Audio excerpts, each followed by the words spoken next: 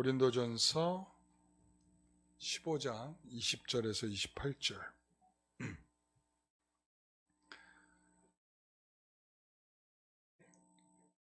우리 같이 읽겠습니다.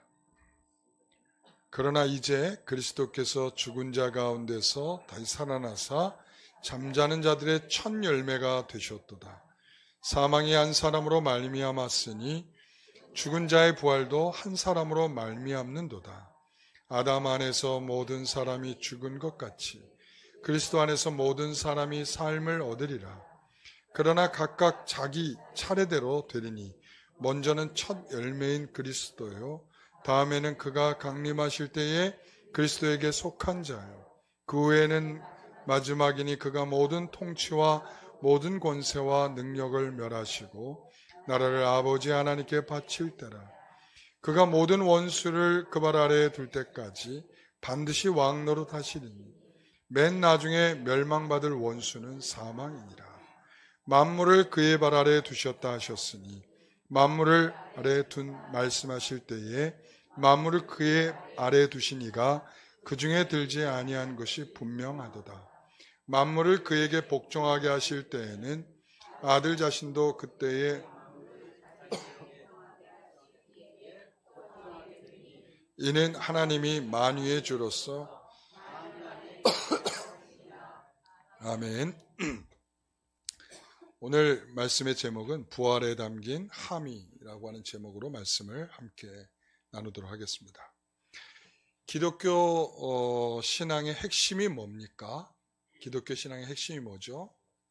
십자가와 부활이죠. 우리 성도들이 안 잊어버리고 계셨군요. 이건 잊어버리시면 안 됩니다. 기독교를 대표하는 것이 뭐냐? 십자가와 부활이다. 그러니까 십자가 없는 교회를 생각할 수 없고 또 부활 없는 성도들을 생각할 수 없습니다. 그러니까 십자가와 부활은 우리 기독교 신앙인으로서는 가장 기초적이면서 가장 전반적이면서 모든 내용들을 다 포괄하는 굉장히 스케일이 큰 내용들이 바로 십자가와 부활이다. 그러니까 이 십자가와 부활 속에는 진정으로 우리가 담겨야 할 신앙적인 내용들이 다 담길 수밖에 없고, 그러니까 부활이 없는 신앙인으로서는 상상할 수 없는 그런 내용이 있다는 것입니다. 그럼에도 불구하고 오늘 이 고린도 교회에서 보여줬던 문제점 중에 하나는 뭐냐면 12절에 있는 것처럼 너희 중에서 어떤 사람들은 어찌하여 죽은 자 가운데서 부활이 없다고 하느냐 이거예요. 그러니까 사도 바울이 그들에 대해서 부활에 대해서 좀 더 상세한 설명이 필요한 이유가 뭡니까? 라고 물어보면 아니 고린도 교회 신앙인이라고 하는 사람들 안에 있어서도 부활은 없다. 이런 생각을 갖고 있는 사람들이 있다는 거예요. 오늘날은 안 그럴까요? 오늘날은 좀 이따 얘기하기로 하고, 두 번째는 뭐냐면 바울이 이 부활을 더 설명하고자 하는 두 번째는 뭐냐면 부활에 담겨있는 아주 심오한 그리고 전반적이고 굉장히 스케일이 큰 그런 내용이 함의적으로 담겨 있다라는 것입니다. 그렇기 때문에 그 내용들을 풀어야 할 이유를 설명하고 있는 것이죠. 자, 그래서 그 함의의 내용 중에 20절, 21절, 22절 같이 한번 읽어보겠습니다. 그러나 이제 그리스도께서 죽은 자 가운데 다시 살아나사 잠자는 자들의 첫 열매가 되셨도다. 사망의 한 사람으로 말미암았으니 죽은 자의 부활도 한 사람으로 말미암는도다. 아담 안에서 모든 사람이 죽은 것 같이 그리스도 안에서 모든 사람이 삶을 얻으리라. 이랬습니다. 이 안에서 보게 되면 우리가 갖는 신앙에 굉장히 중요한 내용들이 있죠. 그 중에 하나가 뭐냐면 우리가 먼저는 20절에 있는 거죠. 잠자는 자의 첫 열매가 됐다라고 하는 것은 이것은 무엇을 우리에게 생각하게 하냐면 우리 예수님께서 부활하셔서 부활한 것으로 끝나는 게 아니죠. 부활하셔서 승천하셨죠. 하나님 보좌 우편에 앉아 계시죠. 그리고 하나님의 나라를 이루어가는 일을 위해서 애를 쓰고 있단 말이에요. 그래서 하나님께서 하나님 보좌 우편에서 우리에게 하시는 일은 뭐예요? 우리를 위해서, 신자들, 성도들을 위해서, 이제 부활을 기대할 성도들을 위해서 뭐 하시는 거예요? 중보기도 하신다. 그리고는 그것으로 끝이 아니라 그러고는 그 모든 성도들을 모아서 이제 하나님의 나라의 영광스러운 백성이 되기까지 우리 예수께서는 그 일을 계속적으로 하고 계신다는 거죠. 그러니까 이런 것이 바로 부활 안에 담겨 있는 것인데, 이걸 가리켜서 뭐래? 내세적이다. 이렇게 가리켜. 종말론적이면서 내세적이다. 그러니까 신앙이, 부활 신앙이라고 하는 게 뭐냐? 이렇게 물어보면 내세적인 신앙이다. 그러니까 내세적인 것은 뭐의 반대말이죠? 현세적인 것의 반대말이에요. 그러니까 내세적이란 말은 현세적인 것에 머물러 있지 않는 신앙을 가리켜서 부활 신앙은 내세적이다, 종말론적이다, 이렇게 표현하는 것입니다. 또한 여기에서 21절에 사망이 한 사람으로 말미암았으니 죽은 자의 부활도 한 사람으로 말미암는다. 한 사람으로 대표되는 사람이 누굴까요? 아담이죠. 아담으로 말미암아 뭐가 들어왔어요? 사망이 들어왔죠. 죄가 들어왔어요. 그 다음에 또한 한 사람으로 말미암아 이제 생명이 들어오고 부활이 들어오는 일이 있어요. 누구죠? 그리스도 예수시죠. 그러니까 이 대표성의 원리를 여기서 소개하고 있죠. 또 하나는 뭐냐면 22절에 아담 안에서 모든 사람이 죽은 것 같이 그리스도 안에서 모든 사람이 뭘 얻어요? 생명을 얻는다. 그러니까 이 부활은 단순히 죽은 사람이 부활했다로 끝이 아니라 생명을 만들어내는 일이에요. 다시 말하면 사망을 무너뜨리는 일이에요. 사망을 무너뜨리는 일. 부활하셨다라고 하는 것은 사망 권세를 이기시고 예수께서 부활하셨다라고 하는 것은 굉장히 큰 상징을 담고 있는 거예요. 이제 앞으로 사망이라고 하는 우리를 영원토록 죽게 만드는 사망의 그늘 아래서 우리가 숨 쉴 수 없는 인생들을, 그 비참한 인생들을 끌어내셔서 하나님께서 행하실 그 엄청난 일을 부활이라고 하는 것 안에 담겨두고 계시다는 말씀이죠. 굉장하죠? 굉장하죠? 그러니까 첫 번째, 왜 부활이 중요한가? 다시 말합니다. 왜 부활이 중요할까요? 우리의 신앙이 내세적이기 때문이다. 종말론적이기 때문이다. 이거예요. 아시겠죠? 그래서 바울이 우리가 가진 신앙이 종말론적이다라고 하는 것을 설명하면서 이런 거예요. 우리는 이 세상에서 이제 언젠가는 눈을 감을 것입니다. 제가 요즘에 참 하나님께 감사하는 것 중에 하나가, 하나님, 저에게는 이 내세적인 소망이 크군요 라는 것을 제가 이번에 요번 기회에 더 알게 됐어요. 아, 그렇구나. 내가 이 죽는 것에 대한 두려움이 별로 없더라고요. 이번에 이렇게 이 경험을 하면서 이거 죽게 생겼네, 큰일 났네, 이런 느낌이 없고, 주여, 제가 여기까지면 제가 기꺼이 가겠습니다, 이런 마음이 있더라고요. 그러니까 그것은 뭐냐면 하나님께서 내게 현실적인 이 현세에 머물러서 해야 할 일들을 하나님께서 내게 주셨기 때문에 그것을 감당하도록 그것을 위해서 내게 주신 시간들인 것이지, 내가 여기서 잘 먹고 잘 살고 부귀영화를 누리고 이것을 꽃 피워서 네가 한번 뻔뻔하게 살아봐라, 하나님이 그런 목적으로 내게 주시지 않았다는 것을 제가 더 아주 실감나게 확인했죠. 제가 주일을 예배당에 없이 지내본 것은 처음이었어요. 처음이었는데, 그런데 그것도 이제 중환자실에서 40시간의 이 격리 수용돼 있는 상황에서 성경도 없고 아무것도 없고, 진짜 침대에 누워서 앉아있지도 못하고 침대에 누워서 주일을 이렇게 다 지키는데 정말 감격이 있더라고요. 오히려 더 감격이. 하나님, 저 홀로 하나님께 예배하는 이 시간 하나님께서 받아 주십시오 라고 하는데 정말 마음속에 감격이 있더라고요. 우리의 이 세상에서 눈을 우리가 감으면 우리가 하나님의 나라에서 눈을 뜨게 될 것입니다. 아멘이 없군요. 이건 아멘이 있어야 되는 대목인데. 자, 다시 하겠습니다. 제가 이제 이거를 어디에서 차용한 거냐면, 고속도로에 가면, 잠깐, 하여튼 그런 게 있어요. 그러니까 졸음운전, 눈을 잠깐 감으면 번쩍하고, 저승에, 이런 게 있어요. 그래서 제가 그걸 차용해가지고 지금 한 건데, 여러분들이 못 알아들으셨어요, 지금. 자, 우리가 이 세상에서 눈을 감으면, 우리가 하나님 나라에서 우리가 눈을 뜨게 될 줄 믿습니다. 네. 아유, 안심이 됐어요. 아까는 아멘이 하나도 없어가지고 너무 걱정을 많이 했는데, 그렇군요. 자, 그렇습니다. 그래서 그곳에서 눈을 떠야 되는 이유가 있어요. 만약에 눈을 뜨지 못한다면 우리는 다 불쌍한 사람이에요. 왜 그런가 하면 우리가 그걸 기대하고 있는데, 우리가 지금 죽어도 감사합니다. 왜요? 우리가 천국에서 눈을 번쩍 뜨고 일어나서 그 영광스러운 자리에 하나님을 대면하게 되는 그 기쁨을 우리가 생각하기 때문에, 우리가 지금 이 현세에서 누리는 어떤 것보다도 우리 그것을 포기하게 하는 이유가 뭡니까? 내세에 대한 소망 때문이죠. 그게 부활에 담겨 있는 거예요. 부활에. 그러니까 우리가 내세적이란 말은 그거예요. 제가 정말 황당한 이야기를 들었어요. 그러니까 어떤 좀 연세가 많으신, 지금 은퇴하신 목사님이신데, 이 얘기하는 중에 제가 깜짝 놀라가지고 더 이상 말 못하고 그냥 나와버렸어요.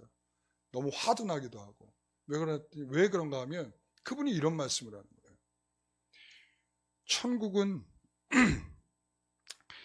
천국은 죽어봐야 한다는 거예요. 그래서 참 저분의 목회하며 설교를 듣던 성도들이 불쌍해지기 시작을 했어요. 죽어봐야 한다는 거예요. 죽어봐야. 그러니까 우리가 있잖아요. 이 신앙생활 하면서 우리가 정말 가지고 있는 신앙의 기본적인 마음들이 흐트러지지 않아야 되는데, 여러분 그걸 위해서 기도하셔야 돼요. 목사님이 이 정도라면 우리 성도들도, 그래서 제가 어느 순간에는 우리 좀 나이 든 성도들하고 1:1 면담이 필요하다는 생각을 하고 있어요. 당신 예수 믿습니까? 믿으면 천국 가십니까? 사도신경 한번 암송해 보세요. 제가 이거 한번 하려고 그래요. 제가 왜 그런가 하면 도대체 믿음을 갖고 교회에 나와서 신앙생활을 하고 있는지, 믿음 있는 척하고 전혀 믿음 없는 성도들이 얼마나 많은지 제가 이 목사님 보면서 깜짝 놀랐어요. 예. 여러분, 우리가 가지고 있는 것은, 우리의 믿음은 이 세상에서 보상을 목적으로 하고 있지 않다. 우리가 가진 신앙은 종말론적이다. 우리가 천국이 있다고 믿고 살아왔는데 만일 천국이 없다고 생각해 보세요. 얼마나 비참한 상황이겠습니까? 그러니까 내세에 대한 신앙의 확신이 없는, 내세에 대한 신앙의 약한 사람들은 자꾸 뭘 기대를 하냐면, 일단 현세적인 복부터 좀 주세요.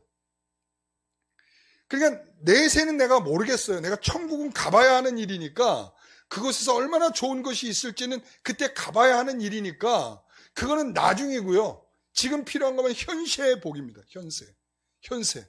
그러니까 이것에 대한, 내세에 대한 복을 기대할 수 없는 사람들은 뭘 기대하겠어요? 현세에 대한 복을 자꾸 내놓으라고 이걸 기대하는 거예요. 여러분, 종말론적인 부활신앙은 우리의 보상이 현세에 있지 않다는 거예요. 내세에 있다는 것을 믿는 것입니다. 그래서 앞에 우리가 은사에 대한 이야기를 했을 때도 그랬잖아요. 은사가 뭡니까? 12장에서 14장까지 은사에 대한 이야기를 하면서, 은사의 목표가 뭐죠? 구원이죠. 감사합니다. 한두 분이라도 떠올릴 수 있는 분이 있다는 게 감사해.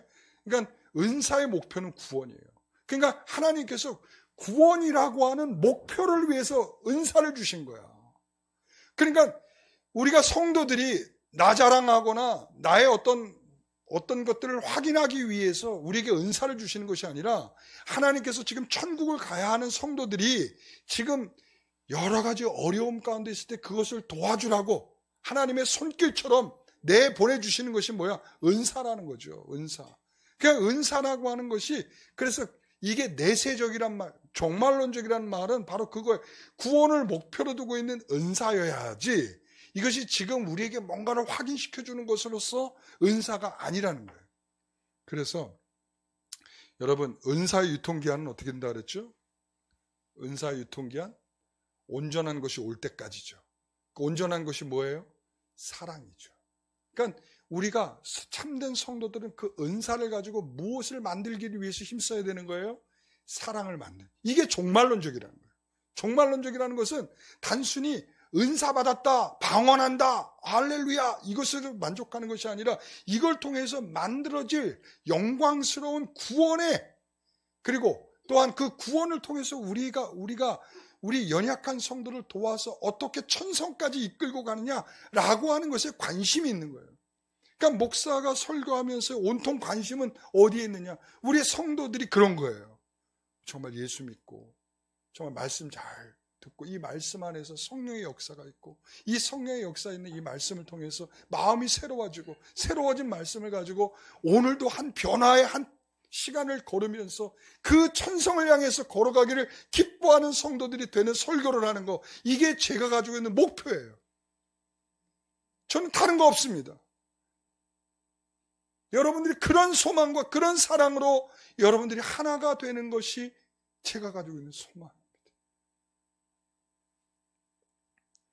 그러니까 그리스도의 부활은 우리에게 궁극적으로 중요한 목적을 제시하고 있다라는 거예요. 그러니까 이 부활이라고 하는 것은 그래서 중요성의 초점이 바뀌어서는 안 되는 거예요. 그래서 여러분, 부활을 믿습니까? 라고 제가 이제 질문할 거예요. 여러분 이제 답변을 하셔야 돼요. 여러분, 부활을 믿습니까? 이 부활을 믿느냐 믿지 않느냐는 굉장한 신앙이 이제 갈라지게 되는 거예요. 왜 그런가 하면 초점이 거기에 있습니다. 여러분, 우리 자유주의 신학의 입장에서 있는 사람들을 보면 예수님의 부활은 중요하지도 않아. 예수님의 부활을 중요하게 생각을 하지 않아요.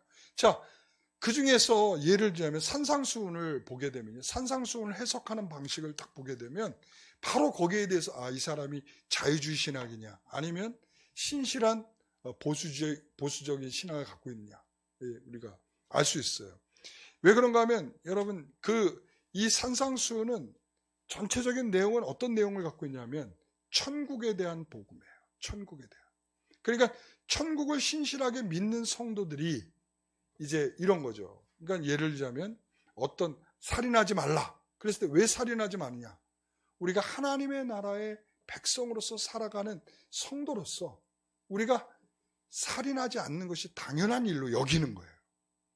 그런데 여기에서 자유주의 신학을 하는 사람들의 이 해석은 어떻게 되는 거냐면 이것을 윤리적으로 해석을 해요. 윤리적으로. 그러니까 윤리적으로 해석한다는 것은 이런 거예요. 천국 별로 중요하지 않아. 천국 중요하지 않아. 예수님 부활 중요하지 않아. 예수님이 하신 말씀이 중요한 거야. 뭐라고요? 예수님이 하신 말씀이 중요하다는 거야. 그러니까 예수님께서 뭐라고 그랬어? 살인하지 말라고 그랬잖아. 그러니까 너희들은 지켜야 돼. 자, 예수님이 뭐라고 그랬어요? 살인하지 말라 정도만 말했어요? 뭐라고 그러죠? 미워하지 말라고 그랬고, 그죠? 나가라 하지 말라고 그랬고, 그리고 미련한 놈이라고 하지 말라고 그랬고, 이게 다 살인의 일종이라는 거예요. 살인의 일종. 그러니까 너희들 그렇게 하지 마. 왜? 예수님이 말씀하셨어. 예수님이 말씀하신 건 중요한 거야. 그러니까 너희들은 윤리적으로 지켜야 돼. 여러분, 그렇습니다. 근데 여러분, 그래서 죄를 말할 때 자, 예수님께서 이렇게 말씀하셨는데 너 이것을 지키지 않았으니까 너 이거 죄야 라고 말하는 것은 윤리적인 강령이에요. 윤리적인 강령. 물론 이것도 우리에게 죄로서 인식이 될 필요성이 있습니다. 왜? 하나님 나라의 백성으로 살아가는데 우리가 하나님 나라의 백성으로서 그 가치를 갖고 있다면 당연히 이 땅에서를 어떻게 살아야 되느냐가 분명히 확인될 수 있는 거잖아요. 그렇죠? 그런데 여기에서 말하려고 하는 것은 바로 그거예요.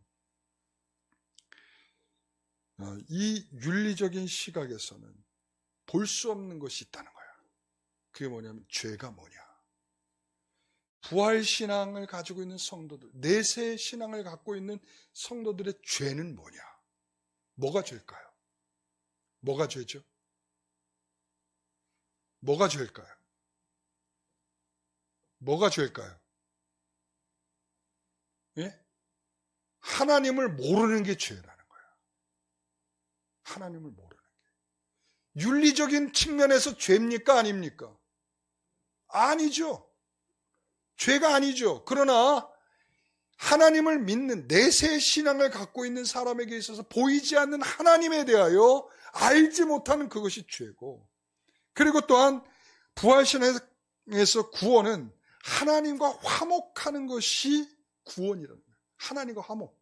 그러니까 하나님과 화목하기 위해서 예수 그리스도를 이 땅에 보내셔서 화목의 제사로 삼으셨던 것처럼 그 화목이 바로 구원이란 말이죠. 또한 우리가 선은 뭐냐? 하나님의 명령에 순종하는 것이 선이다. 윤리적인 것에서는 확인할 수 없는 내용들이에요. 그러니까 하나님 나라의 백성으로서 우리가 살아가는 성도들에게서는 이 모든 근거는 뭐예요? 예수 그리스도의 부활이다. 아시겠습니까? 네. 자, 두 번째, 부활은 왜 있어야 합니까? 부활은 왜 있어야 할까요? 전체적인 것과 조화를 이루는 부활을 생각하라. 자, 하나님은 온 우주를 위해서 특별한 계획을 세우셨어요.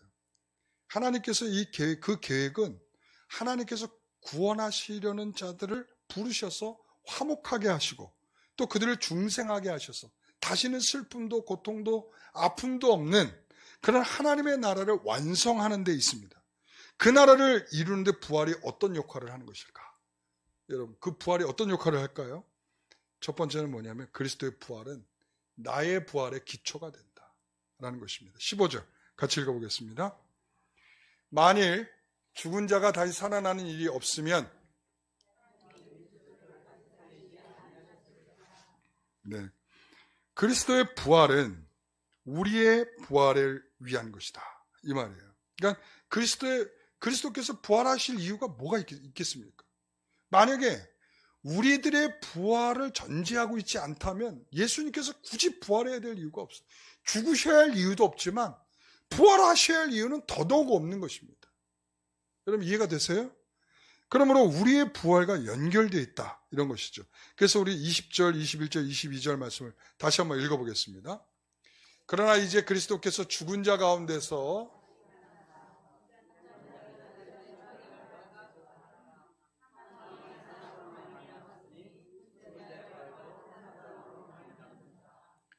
아담 안에서 모든 사람이 죽은 것 같이 그리스도 안에서 모든 사람이 삶을 얻으리라.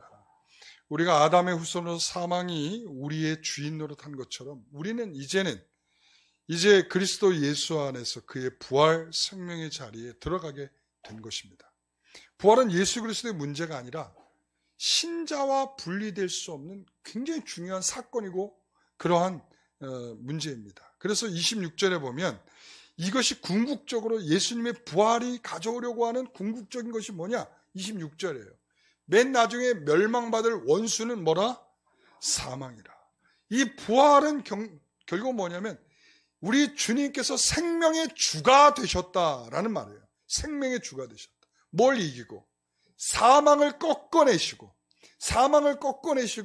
예수님께서 부활의 주가 되셨다. 생명의 주가 되셨다. 이런 말씀입니다. 그래서 이 모든 원수를 발 아래 두시고 사망도 멸망시키는 부활하신 것인데 그 부활은 우리의 부활을 위해서 필요한 일이죠. 그래서 부활하신 생명의 주는 사망을 무너뜨리고 그리고 또한 우리도 부활하여 그 사망을 무너뜨리게 되는 일이 있게 되는 것입니다. 두 번째는 부활의 궁극적인 목표는 하나님께서 만유의 주가 되시는 것이다. 27절, 28절 같이 읽어볼까요? 만물을 그의 발 아래에 두셨다 하셨으니 만물을 아래에 둔다 말씀하실 때에 만물을 그의 아래에 두시니가 그 중에 들지 아니한 것이 분명하도다. 만물을 그에게 복종하게 하실 때에는 아들 자신도 그때의 만물을 자기에게 복종하게 하신 이에게 복종하게 되리니 이는 하나님이 만유의 주로서 만유 안에 계시리라 하십니다. 아멘. 종말론적이면서 궁극적인 목표, 예수님의 부활의 궁극적인 목표가 뭐냐? 이거예요. 우리 하나님이 만유의 주가 되시는 거다. 이거예요. 만유의 주. 그러니까 만유의 주가 되신다. 이 그리스도의 부활이 이 거대한 그림의 완성은 뭐냐면, 이렇게 하나님께서 구원하시는 자를 부르셔서 그들을 중생하시고 중생시킨 자들을 이제 하나님의 나라에 들어가게 하셔서 그들을 이제 영원한 나라의 구원의 백성으로 삼으시는 이 계획을 이루시는 것인데, 이 계획을 이루시는 일에 있어서의 가장 큰 그림이 뭐냐? 이거 그림이 바로 만유의 주가 되시는 것이다. 그래서 예수께서 부활하신 다음에 이 빌립보서의 말씀에 보게 되면, 2장의 말씀에 보게 되면 만물이 그 앞에 다 경배하는 그림을 그려주세요. 그러니까 그 그림을 완성하기 위해서 부활하신 것이다, 이런 말씀이죠. 그래서 여기서 이 부활 신앙이 우리가 전반적으로 가져야 되는 그런 중요한 신앙의 내용입니다. 그러니까 기독교는 무슨 종교라고 말해요? 기독교는 무슨 종교다? 부활의 종교다, 이거죠. 그러니까 부활 신앙에 대한 종말론적인 인식이 없는 신자로서 잘 살고 있다는 것은 넌센스다, 잘못된 생각이다, 이거예요. 그러니까 우리가 이 부활 신앙 없는 신앙으로 우리가 어떤 개별적인 이해들이 다 되고 있잖아요. 여러분, 부활 신앙 없어도 기도합니다. 보셨죠? 여러분, 예배 드립니다. 부활 신앙 없어도 예배 드려요. 이게 다 무슨 말이냐 하면, 이 부활 신앙 안에 있어야 할 모든 틀 속에 있어야 할 의미를 잃어버린 채 개별적인 것을 하고 있단 말이에요. 개별적인 것. 그러면서 우리가 마치 신앙생활을 하고 있는 것처럼 착각할 때가 있단 말이죠. 여러분, 마치 이런 거예요. 하나님께서 아브라함에게 하늘의 별을 보여주시죠. 야, 네 자손이 하늘의 별처럼 많아질 거야, 이랬단 말이죠. 또 바다의 모래를 보여주셔. 자, 내 자손이 이렇게 많아질 거야. 여러분, 아브라함이 그것을 받아들였어요? 받아들이려고 그러면 뭐라도 하나라도 있어야 되잖아요. 그렇잖아요. 그렇죠? 아들이 뭐 하나라도 있어야 되는데 아들 하나도 없는데 하늘의 별처럼 많다, 마음에 와 닿지도 않는 거야. 그렇죠? 그런데 바로 하나님이 그려주시는 그림은 뭐냐면 하늘의 별이야. 그 그림을 보여주는 거예요. 하늘의 별, 바다의 모래. 네 후손이 이렇게 많아 라고 하는 그림을 그려주는 거예요. 그런데 이 그림을 이해하지 못하니까 뭐라고 얘기를 하냐면, 엘리에셀이 있는데 괜찮을까요? 제 종 엘리에셀, 제가 가장 사랑하고 믿을 만한 종인데 이 정도면 되지 않을까요? 아니다. 그 다음에 이제 하갈을 통해서 이스마엘을 낳죠. 자, 그래도 반쪽짜리긴 한데 이스마엘 정도면 괜찮지 않을까요? 아니다. 그림을 이해하지 못한 거예요. 지금 네가 가능한 방식으로 네 후손을 만드는 게 아니고 하나님께서 네가 생각할 수 없고 네가 할 수 없는 방식으로 내 후손을 만들 거야. 그래서 갈라디아서에서 이렇게 말하죠. 아브라함의 후손은 누구라고 말해요? 예수 그리스도라, 이렇게 말하는 거예요. 이게 뭔가 하면, 아브라함이 이삭을 낳는 방식이 어떤 방식이에요? 믿음이죠. 믿음이에요. 하나님께서 이제 태가 막힌 사라에게, 그리고 이제 더 이상 나이가 많아서 아이를 가질 수 없는 그들에게 하나님께서는 믿음으로 내가 너에게 준다라는 믿음의 방식으로 자녀를 낳았단 말이죠. 그러니까 이 방식이 뭐냐면, 이게 바로 예수 그리스도를 믿음으로 말미암아 낳게 되는 부활 성도들을 가리키는 말씀이에요. 이게.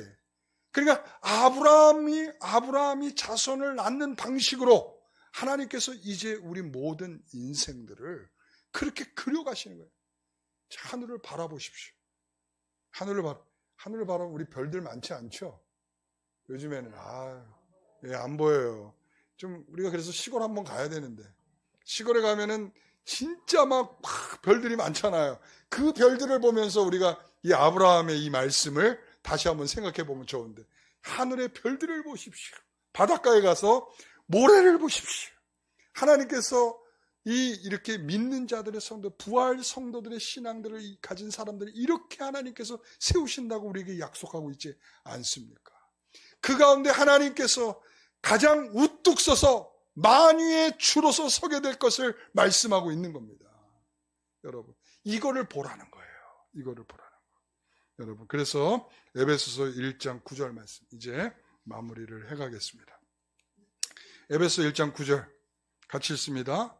그 뜻의 비밀을 우리에게 알리신 것이요 그의 기쁘심을 따라 그리스도 안에서 때가 찬 경륜을 위하여 예정하신 것이니 10절 하늘에 있는 것이나 땅에 있는 것이 다 그리스도 안에서 통일되게 하려 하십니다.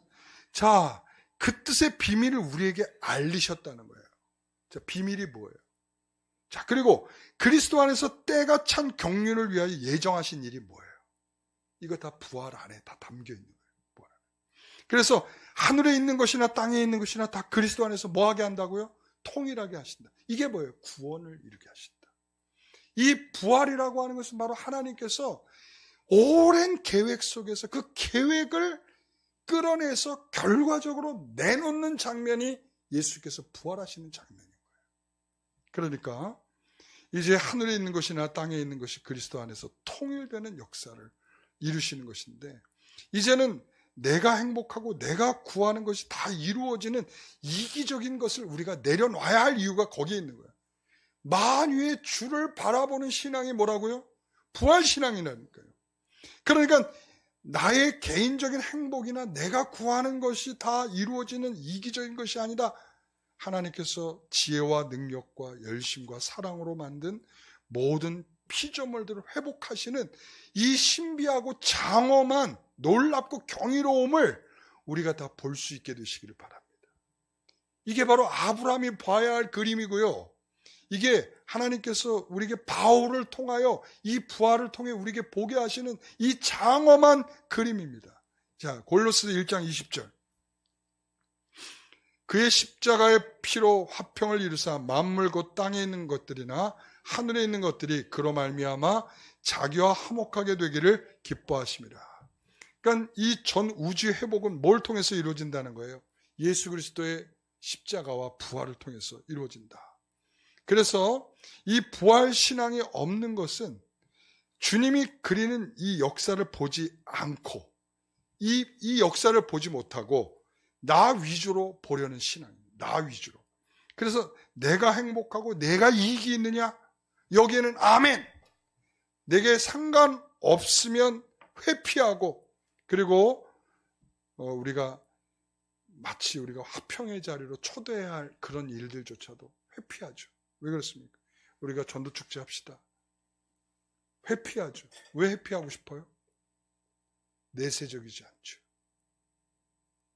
그리고 우리 주님의 십자가 부활에 대한 신앙이 우리 가운데 마음속에 깊이 배겨 있지 못하죠. 왜 그렇습니까? 그렇다면 이 우주적인 회복에 끼어들어야 할 그 사람들이 있지 않습니까? 하나님께서 이 회복으로 이끌어내실 그 장본인들이 우리에게 있지 않습니까? 그 일을 위하여 하나님께서 저와 여러분들을 불러내신 거 아니겠습니까? 나의 구원을 어떻게 확신하십니까? 여러분, 내 구원을 어떻게 확신하시죠? 묻는 겁니다.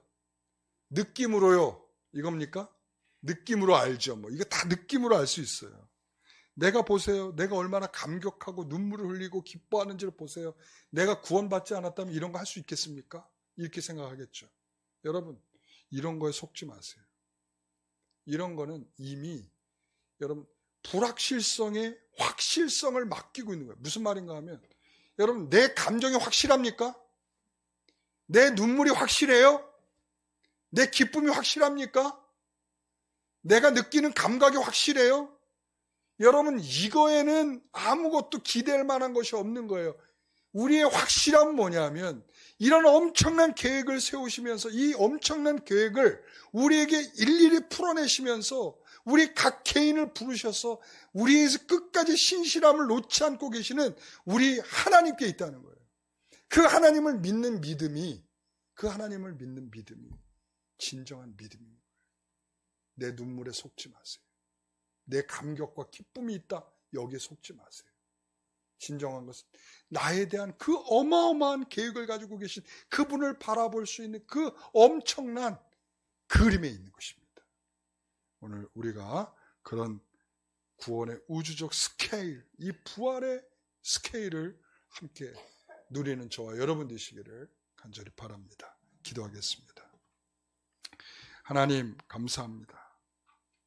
오늘도 우리에게 주시는 은혜를 우리가 더 깊이 사모합니다. 부활의 주께서 우리에게 내세적인 희망과 소망을 줄 뿐만 아니라 우리가 바라보아야 할 이상과 또한 내세적인 것에 대한 기대와 소망을 우리에게 풍성히 갖도록 인도하심에 감사합니다. 놓치지 않게 하옵소서.